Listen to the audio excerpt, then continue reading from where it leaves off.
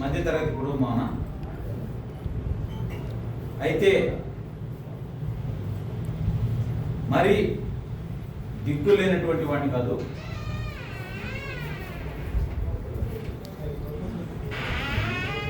ఈరోజు నేను తిరుగుతున్నటువంటి కారు అంటే నగర మేయర్ గారికి కాంట్రాక్టర్ ఒక కారు పెట్టడం జరిగింది, కియా కార్నివాల్ కారు. అందులో మాకు సంబంధించి ₹1 కూడా లేదు. కాంట్రాక్టర్ నా స్నేహితుడు. నేను రిక్వెస్ట్ చేస్తే అతను కూడా చాలా ఇబ్బంది పడి ఇలా కావాలి అని అడిగితే అతను కూడా చాలా ఇబ్బంది పడి ఆ కారు కాంట్రాక్ట్ బేస్లో పెట్టడం జరిగింది. అయితే ఈ మధ్య కాలంలో నేను కూడా ఒక కారు కొనుక్కున్నమాట వాస్తవం. ఆ కారు ₹1 కాదు, ఆ కారు విలువ ₹50 లక్షలు. అయితే కారు కొనాలంటే ₹50 లక్షలు ఉండాల్సినటువంటి అవసరం లేదు. వారు కేవలం నన్నేదో బదనాం చేయాలని, ప్రజల్లో నన్నేదో పలుసం చేయాలని, మేమేదో అవినీతి చేశామని చెప్పి చూపించాలని ఒక ఉద్దేశంతో ఆ ప్రచారం చేస్తూ ఉన్నారు.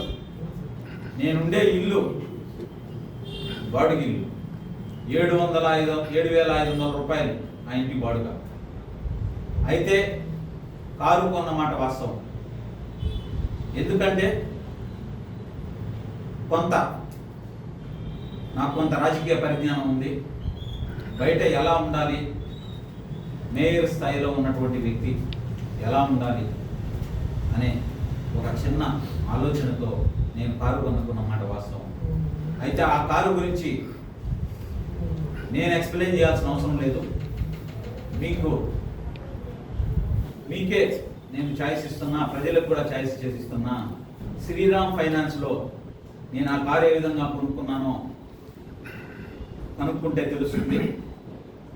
ఇంకో విషయం చెప్పకూడదు అనుకున్నా, అయినా తప్పదు. ముత్తూట్ ఫైనాన్స్లో నా సతీమణి, వాళ్ళ తల్లి, నా సతీమణి సోదరి, వారందరి నగలు మీరు ముత్తూట్లో, నేను చెప్పేది కదా ఇది, అక్కడికి వెళ్తే నా తోటి తిరిగే వ్యక్తి, నేను అక్కడికి పోతే బాగుండదని చెప్పి నా తోటి తిరిగే వ్యక్తి పేరు మీద మొత్తం ఉంటాయి.